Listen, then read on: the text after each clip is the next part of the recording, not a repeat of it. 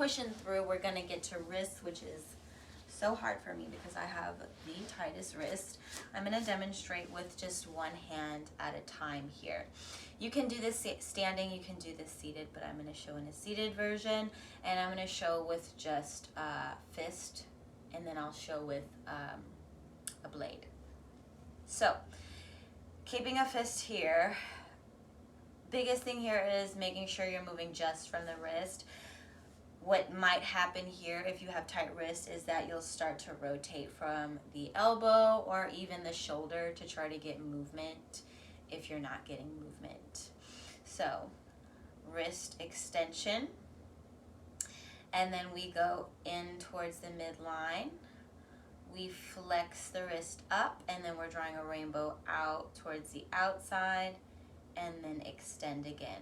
We reverse each rep. So, restart, extension, rotate this way, top of the wrist stay faces the ceiling, you flex, rotate in towards the midline, and then extension.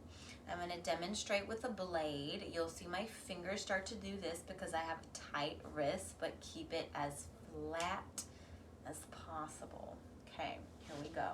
So we start with wrist extension.